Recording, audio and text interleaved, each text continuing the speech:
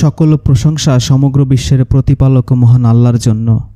মাকানা মুহাম্মাদুন আবা আহাদিম মির রিজালিকুম ওয়ালাকির রাসূলিল্লাহি ওয়া খাতামান নাবিয়িন।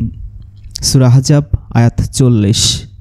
অনুবাদ: মুহাম্মদ তোমাদের মধ্যে কোনো পুরুষের পিতা নন, বরং তিনি আল্লাহর রাসূল ও নবীদের সিল অথবা শেষ নবী।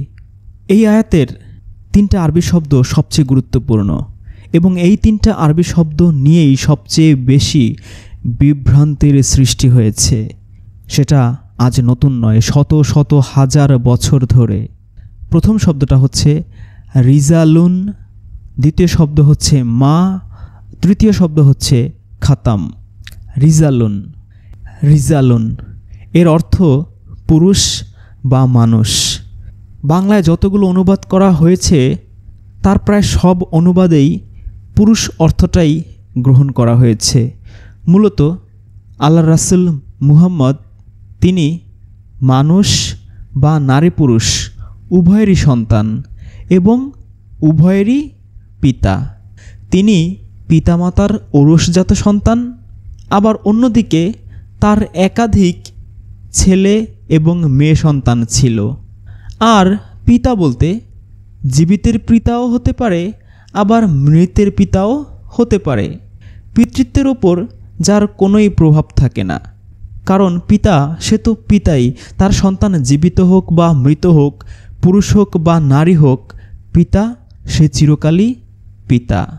তাহলে প্রশ্ন উঠছে যে আল্লাহর রাসূলের যে পালক পুত্র জায়েদ ছিলেন, জায়েদের পিতা হচ্ছেন তিনি, বা রাসূলের ঔরসজাত সন্তান জায়েদ ছিলেন না। এটা মুসলিম অমুসলিম, কাফের মুনাফিক সকলেরই, তৎকালীন সময়ের সকল মুসলিম অমুসলিম, কাফের মুনাফিক মুশরিক সবার সন্দেহাতীতভাবেই জানা ছিল। সুতরাং এই জানা জিনিসটাকেই মহান আল্লাহর আবার নতুন করে ওহী পাঠিয়ে সংশোধন করানোর কোনোই প্রয়োজন ছিল না। 2 নম্বর যে শব্দ সেটা হচ্ছে মা। আরবিতে মা শব্দের অর্থ না, আবার কিও হয়, অর্থাৎ নেগেটিভ অর্থে, আবার ধনাত্মক অর্থবোধক নাও হয় বা কিও হয়। মাওলানা মুহিউদ্দিন খানের আরবি বাংলা অভিধান অনুযায়ী বললাম। তবে সাধারণত ভার্বের আগে বা ক্রিয়াপদের আগে মা বসলে না সূচক অর্থ হয়, কিন্তু সেটাও সব সময় হয় না। যেমন কয়েকটা উদাহরণ দিচ্ছি। যেমন মা লাহা, এর অর্থ হচ্ছেটা কি? এটা একটা হ্যাঁ সূচক বাক্যে রূপান্তরিত হলো। মা লাহা, হচ্ছেটা কি? আবার যদি বলা হয় মা আল কারিয়াত, প্রলয় কি? প্রলয় কি? এটাও হ্যাঁ সূচক। মা ইসমুকা, এর অর্থ হচ্ছে তোমার নাম কি? এটাও একটা হ্যাঁ সূচক বা পজিটিভ সেন্টেন্স। এবার কয়েকটা নেগেটিভ বা না বোধক বাক্যের উদাহরণ দেখি। ওমা হুম বি মুমিনিন, অর্থ তারা বিশ্বস্ত নয়। তার মানে এখানে মা শব্দটা না অর্থে ব্যবহৃত হয়েছে। আবার যদি বলা হয় মা ইয়াস উরুন, এর অর্থ তারা বুঝবে না অথবা তারা বোঝে না। এখানেও আমরা দেখলাম মা শব্দটা না অর্থে ব্যবহৃত হয়েছে। তাহলে মা শব্দটা না অর্থে নেগেটিভ অর্থেও ব্যবহৃত হতে পারে, আবার পজিটিভ অর্থেও, অ্যাফার্মেটিভ অর্থেও ব্যবহৃত হতে পারে। যেমন আমি কি হজ করিনি, সে কি পিতার সন্তান নয়? উভয় ক্ষেত্রেই কুরআনে অজস্র উদাহরণ আছে। সুতরাং এই আয়াতটার সঠিক অনুবাদ হবে মুহাম্মদ কি তোমাদের কারো পিতা নয়? এর সহজ অর্থ হচ্ছে তোমাদের মতোই মানুষ নয়। সে কি তোমাদের মতোই মানুষ নয়? তাছাড়া মহান আল্লাহ পবিত্র কুরআনে অজস্র আয়াতেই প্রায় একই ধরনের কথাই বলেছেন যে তিনি তোমাদের মতোই একজন মানুষ। আমরা সূরা কাহফের 110 নম্বর আয়াত পড়লে আমরা একই ধরনের আয়াত দেখতে পাই যে আল্লাহ বলছেন, বলো আমি তোমাদের মতোই একজন মানুষ, আমার নিকট ওহী প্রেরণ করা হয় যে তোমাদের ইলাই এক ইলা। সুতরাং যে তার রবের সাক্ষাৎ কামনা করে সে যেন সৎকর্ম করে আর তার রবের ইবাদতে কাউকে শরিক না করে। সূরা বনী ইসরাঈল আয়াত 93, বলো, পবিত্র মহান আমার রব, আমি তো একজন মানুষ রাসূল ছাড়া কিচ্ছু নই। বলো, আমি আমার প্রতিপালকের মহিমা ও পবিত্রতা ঘোষণা করছি। আমি তো একজন মানুষ ও একজন রাসূল ছাড়া আর কিচ্ছু নই। সূরা আল ইমরান 144। আর মুহাম্মদ কেবল একজন রাসূল, তার পূর্বে নিশ্চয়ই অনেক রাসূল বিগত হয়েছে। যদি সে মারা যায় অথবা তাকে হত্যা করা হয়, তবে কি তোমরা উল্টো দিকে ঘুরে দাঁড়াবে? যে ব্যক্তি উল্টো দিকে ফিরে দাঁড়ায় সে আল্লাহর কোনোই ক্ষতি করতে পারবে না, এবং আল্লাহ কৃতজ্ঞদের অতি শীঘ্র বিনিময় প্রদান করবেন। তাহলে আমরা দেখলাম সূরা আহজাবের 40 নম্বর আয়াতটা, এটা একটা হ্যাবোধক বাক্য, যার সমর্থনে এবং একই ধরনের আয়াত আছে সূরা কাহফের 110 নম্বর, সূরা বনী ইসরাঈলের 93 এবং সূরা আল ইমরানের 144। অথচ এখানে বেশিরভাগ অনুবাদকারীরাই এই বাক্যটাকে একটা নাবোধক বাক্যে পরিণত করেছেন, যে মুহাম্মদ তোমাদের মধ্যে কোনো পুরুষের পিতা নয়। এটা একটা হাস্যকর অনুবাদ এবং খুব অত্যন্ত যুক্তিহীন অনুবাদ, কারণ তার অনেক সন্তান ছিল। হয়তো জায়েদ তার নিজের ঔরসজাত সন্তান নয়, কিন্তু তার ফাতেমা, কুলসুম, কাসিম সহ অজস্র সন্তানাদি ছিল, অতএব তিনি অনেকেরই পিতা ছিলেন। এবং এই কথাটাই আল্লাহ আরও 3টা আয়াতেই বলেছেন যে তিনি একজন পিতা ছিলেন, তোমাদের মতোই একজন মানুষ ছিলেন, হাটে বাজারে যেতেন, তোমাদের মতো খাবার খেতেন, সব কিছুই করতেন। তাহলে কোরআনের অন্যান্য অনেক আয়াতের মতোই একই অর্থবোধক একটা বাক্য, একই অর্থবোধক একটা আয়াতে হচ্ছে সূরা আহজাবের 40 নম্বর আয়াতের প্রথম অংশটুকু।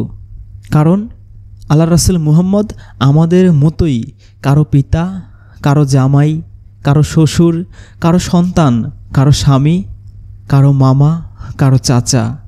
সহজ অর্থ যে তিনি আমাদের মতোই মানুষ, তিনি জিন বা ফেরেশতা নন। কিন্তু একটা ব্যতিক্রম আছে, সেটা কি? তিনি হচ্ছেন আল্লাহর মনোনীত একজন নবী বা রাসূল, যেটা আমরা নই। সেটাই এই আয়াতে জোর দিয়ে মহান আল্লাহ বলেছেন মাত্র। এবার আয়াতের সর্বশেষ অংশটা দেখি, যেটা নিয়ে সবচেয়ে বেশি বিতর্ক হয়, সেটা হচ্ছে খাতাম। সূরা বনী ইসরাঈলের 41 নম্বর আয়াতে আল্লাহ বলেছেন, এই কোরআনে আমি প্রত্যেকটা বিষয় বারবার বিবৃত করেছি যাতে তারা বুঝতে পারে, কিন্তু এতে তাদের বিমুখতাই বৃদ্ধি পায়। সুতরাং সূরা বনী ইসরাঈলের 41 নম্বর আয়াত অনুসারে আমরা বলতে পারি যে এই খাতাম শব্দ কোরআনে আরও অনেকবারই আল্লাহ তাহলে ব্যবহার করেছেন, যেহেতু এই আয়াতে আল্লাহ পরিষ্কার করে বলছেন যে এই কোরআনে প্রত্যেকটি বিষয় আমি বারবার বিবৃত করেছি যাতে তারা বুঝতে পারে, আমরা যেন সহজে বুঝতে পারি। এজন্য আল্লাহ কোরআনে একই জিনিস দেখা যায় অনেকবার আল্লাহ ব্যবহার করেছেন। তাহলে খাতাম শব্দ নিশ্চয়ই আল্লাহ অনেকবার ব্যবহার করেছেন। দেখি, আমরা প্রথমেই খাতাম শব্দ পাবো সূরা বাকারার 7 নম্বর আয়াতে।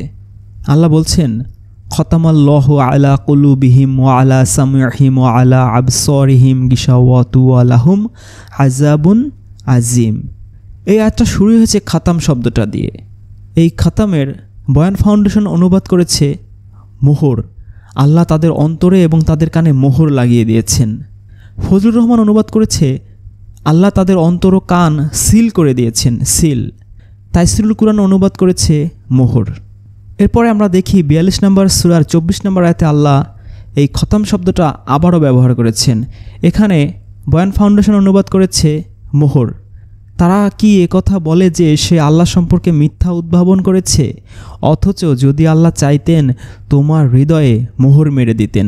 তাহলে তাই বয়ান ফাউন্ডেশন অনুবাদ করেছে মোহর, ফজলুর রহমান অনুবাদ করেছে নাকি তারা বলে যে সে আল্লাহর বিরুদ্ধে মিথ্যা বানিয়ে বলেছে, তাহলে তো আল্লাহ ইচ্ছে করলে তোমার অন্তরে মোহর মেরে দিতেন। এখানে মোহর অর্থ করেছেন। তাইসিরুল কুরআন অনুবাদ করেছেন, হ্যাঁ তাও উনিও মোহর অর্থ অনুবাদ করেছেন। সূরা ইয়াসিনের 65 নম্বর আয়াতে এখানেও খাতাম শব্দটা আছে। এখানে বয়ান ফাউন্ডেশন অনুবাদ করেছে মোহর, ফজলুর রহমান মোহর, তাইসিরুল কুরআন অনুবাদ করেছে সিল মোহর। আজ আমি তাদের মুখে সিল মোহর লাগিয়ে দেব, তাদের হাত আমার সঙ্গে কথা বলবে, আর তারা যা করত সে সম্পর্কে তাদের পাগুলো সাক্ষ্য দেবে। সূরা আনামের 46 নম্বর আয়াতে আল্লাহ খাতাম শব্দটা ব্যবহার করেছেন। খতামা আলা কুলুবিহিম মানিল্লাহি গয়রুল্লাহি। বয়ান ফাউন্ডেশন অনুবাদ করেছে, বলো তোমরা আমাকে জানাও, যদি আল্লাহ তোমাদের শ্রবণ ও দৃষ্টিসমূহ কেড়ে নেন এবং তোমাদের অন্তরসমূহে মোহর এঁটে দেন, কে আছে ইলা আল্লাহ ছাড়া যে তোমাদের এগুলো নিয়ে আসবে? ফজলুর রহমান অনুবাদ করেছে, যদি তোমাদের শ্রবণ শক্তি ও দৃষ্টিশক্তি কেড়ে নেন এবং তোমাদের অন্তরসমূহ সিল করে দেন, তাহলে আল্লাহ ছাড়া কে এমন উপাস্য আছে যে তোমাদেরকে এগুলো এনে দিতে পারে? এখানেও অর্থ করেছে সিল। তাইসিরুল কুরআন অর্থ করেছে আর তোমাদের অন্তরে মোহর লাগিয়ে দেন, তিনি অর্থ করেছেন মোহর। সূরা জাসিয়ার 23 নম্বর আয়াতে এখানেও একই অবস্থা, এখানেও খতম শব্দটা আছে, এখানে আছে তাদের কান ও হৃদয়ে সিল বা মোহর করে দিয়েছেন। সূরা মুতাফফিফিন 25 নম্বর আয়াত, এখানেও অর্থ করা হয়েছে সিল বা মোহর, তাদেরকে সিল করা বিশুদ্ধ পানীয় পান করানো হবে। 26 নম্বর আয়াতে তারা সিল করা মোহর করা মিশকের এ বিষয়ে প্রতিযোগীরা প্রতিযোগিতা করুক। মুতাফফিফিন 83 নম্বর সূরা আয়াত 25, তাদেরকে সিল মোহর করা বিশুদ্ধ পানীয় থেকে পান করানো হবে। ফজলুর রহমান অনুবাদ করেছে, তাদেরকে সিলমোহরকৃত সুমধুর পানীয় পান করতে দেওয়া হবে। তাইসিরুল কুরআন অনুবাদ করেছে, তাদেরকে পান করানো হবে সিল আটা উৎকৃষ্ট পানীয়। 26 নম্বর আয়াতে বয়ান ফাউন্ডেশন অনুবাদ করেছে, তার মোহর হবে মিশক। তাইসিরুল কুরআন অনুবাদ করেছে, তার সিল হবে মিশকের বা মেশকের, তার সিল হবে মেশকের, প্রতিযোগীরা এই বিষয়ে প্রতিযোগিতা করুক। ফজলুর রহমান অনুবাদ করেছে, যার সিলমোহর হবে কস্তুরীর ঘ্রাণ, অতএব এর জন্য প্রতিযোগীদের প্রতিযোগিতা করা উচিত। তাহলে আমরা 7টা আয়াত দেখলাম। সূরা বাকারার আয়াত 7, সূরা শুরার 24, সূরা ইয়াসিনের 65, সূরা আনামের 46, সূরা জাসিয়ার 23, সূরা মুতাফফিফিনের 25 এবং সূরা মুতাফফিফিনের 26 নম্বর আয়াতে খতম শব্দটা আছে এবং এর প্রত্যেকটা জায়গায় খতম শব্দের অর্থ করা হয়েছে সিল অথবা মোহর। বাংলায় আমরা যাকে বলতে পারি মার্কা। শফিক ভাইয়ের মার্কা কি? আনারস। আনারস আমরা বলি, সিল মারব ভাই কোনখানে? আনারস মার্কার মাঝখানে। তো এই সিল মারা বা মার্কা মারা এটা আমরা বাঙালিরা খুব ভালোভাবেই বুঝি, কিন্তু সেই সাথে আমরা এটাও জানি যে ফার্সি, উর্দু এবং হিন্দিতে এই খতম শব্দের অর্থ হচ্ছে শেষ। যে কাজ তোমারা কাম খতম হয়ে গেয়া, অর্থ হচ্ছে যে তোমার কাজ কি শেষ হয়ে গিয়েছে। ফার্সিতেও খতম শব্দের অর্থ হচ্ছে শেষ, উর্দুতেও শেষ, হিন্দিতেও শেষ। এই কারণে বিভ্রান্তি সৃষ্টি হয়েছে।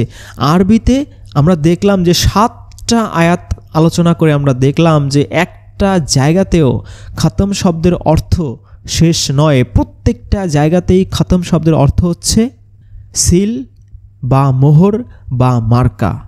সুতরাং সূরা আহজাবের 40 নম্বর আয়াতে খতম শব্দের অর্থ অবশ্যই সিল বা মার্কা হবে, কখনোই উর্দু, হিন্দি বা ফার্সির মতো শেষ হবে না, যেহেতু কুরআন ফার্সি বা উর্দু বা হিন্দি ভাষায় নাজিল হয়নি। সুতরাং এই 7টা আয়াতের বিপরীতে এই একটা মাত্র আয়াতে সূরা আহজাবের 40 নম্বর আয়াতে খতম অর্থ শেষ। যে সমস্ত অনুবাদকারীরা লিখেছেন তারা যে ভুল করেই লিখেছেন, তারা যে সঠিক লেখেননি, এটা ভাবাই সবচেয়ে যুক্তিসঙ্গত। এবং যারা যারা এই ভুল অনুবাদ করেছেন তারা স্ববিরোধী, কুরআন বিরোধী এবং মন গড়া অনুবাদ করেছেন। তাছাড়া সূরা মুতাফফিফিনের 26 নম্বর আয়াতে আমরা দেখলাম যে আল্লাহ বলছেন যে এ বিষয়ে প্রতিযোগীরা প্রতিযোগিতা করুক। তাহলে এখানে যদি বিশুদ্ধ পানীয় খতম মানে শেষই হতো, তাহলে আর আল্লাহ প্রতিযোগিতা করতে নিশ্চয়ই বলতেন না।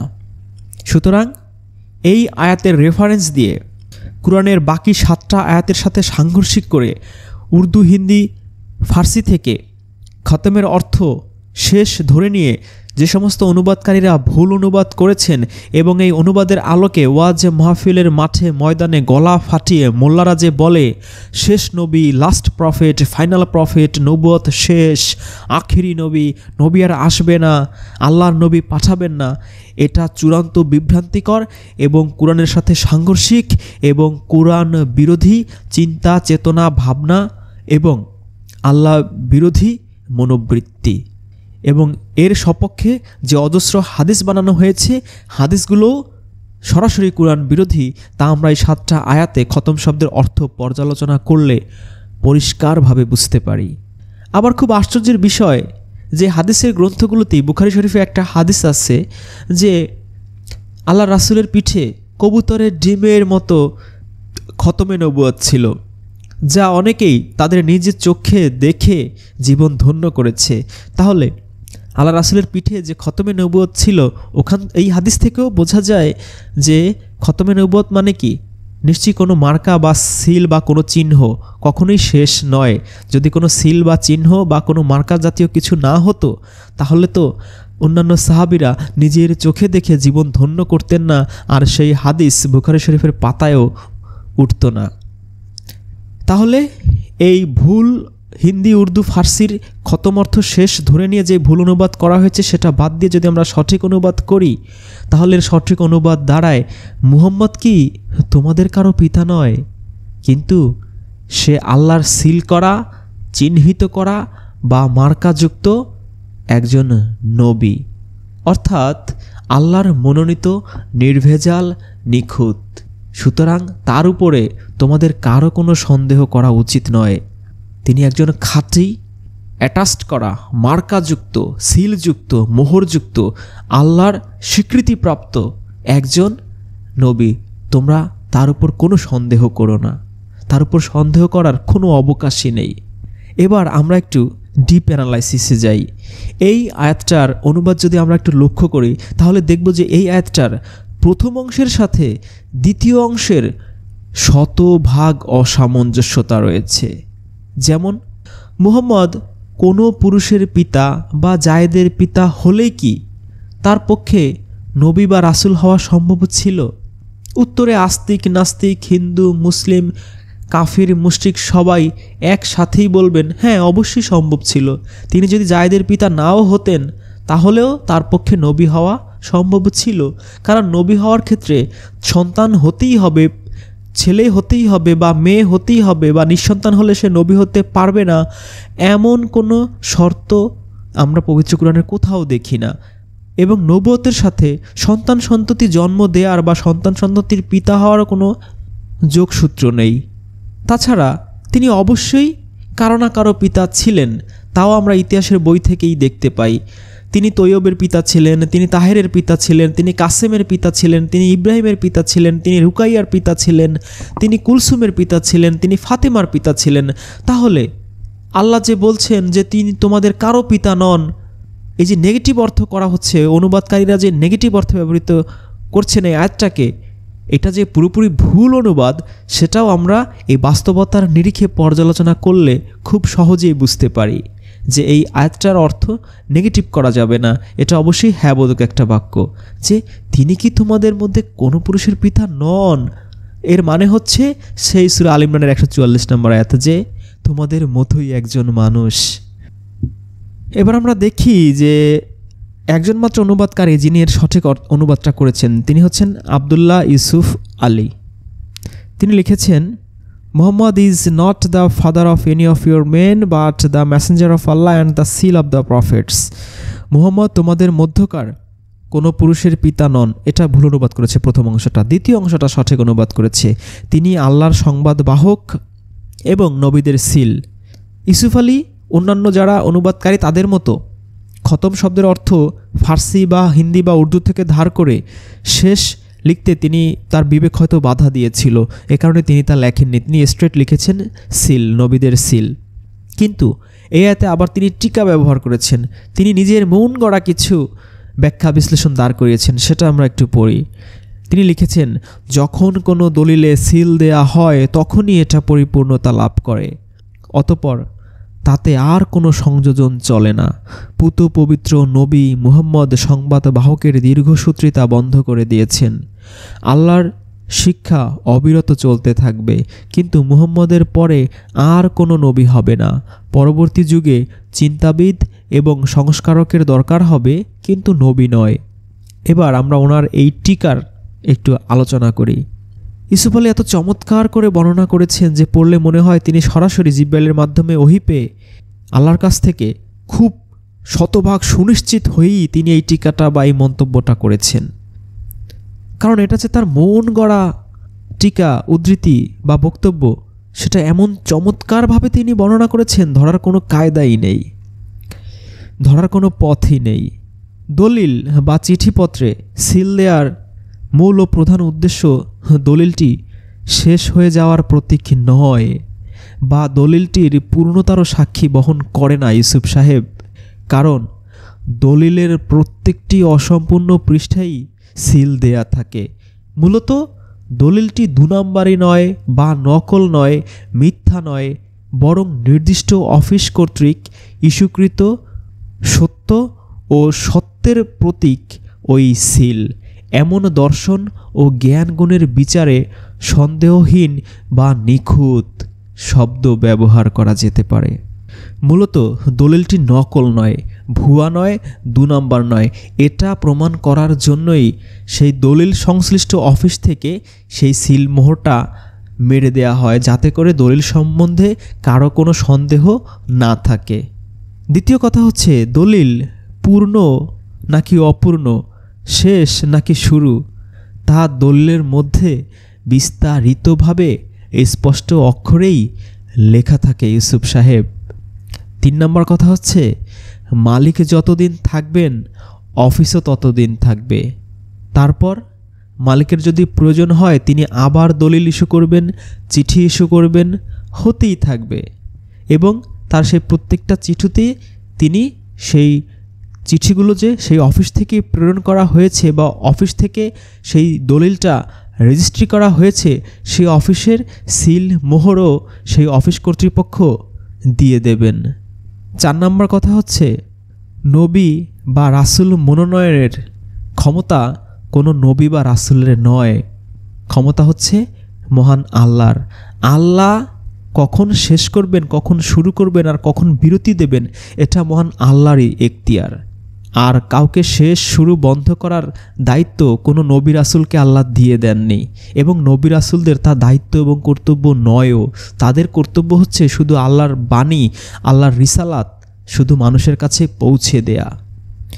5 নম্বর কথা হচ্ছে, ইউসুফ সাহেব লিখেছেন, নবী রাসূল আসবেন না, তবে সংস্কারক আসতে থাকবেন।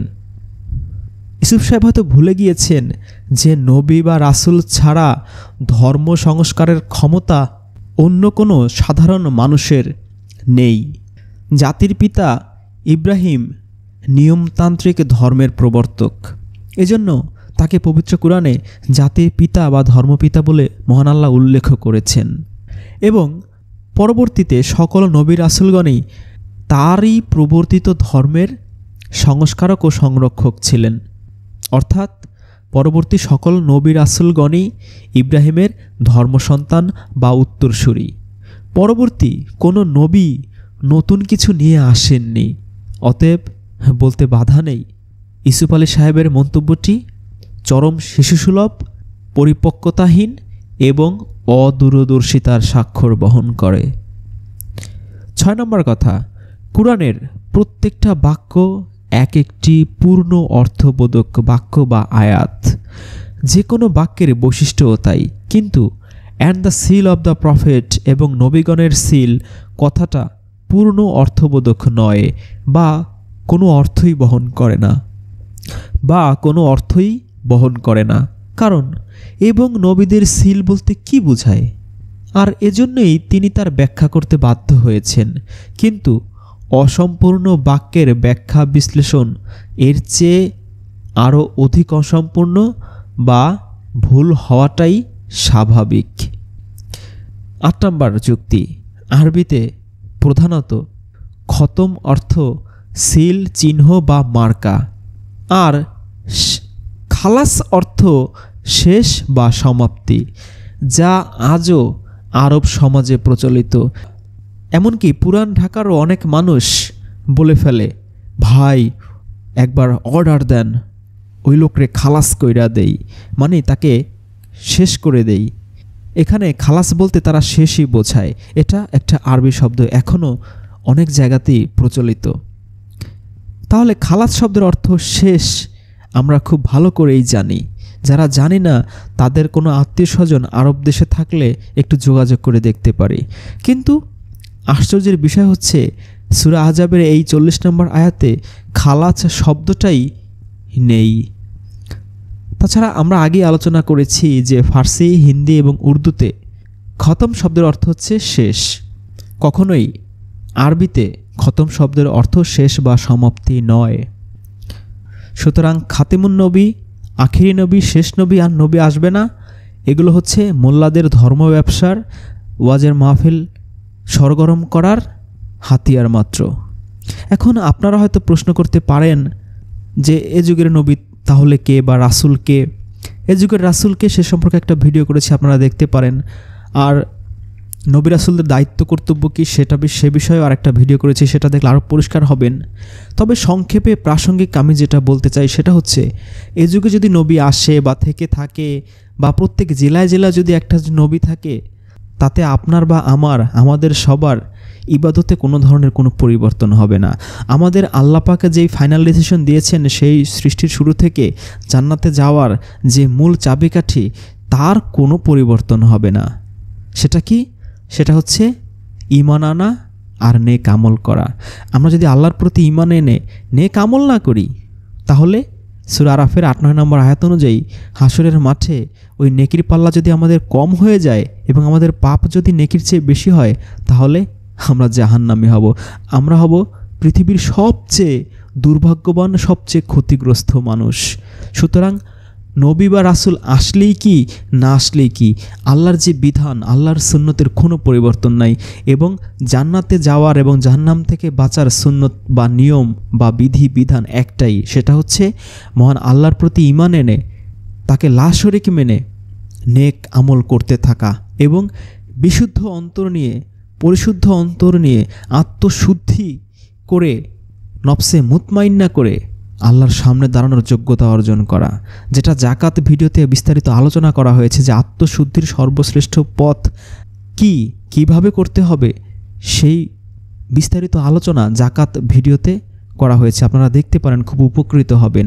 আর এই পৃথিবীতে কোনো নেতা ফেতা হয়ে কোনো লাভ নেই।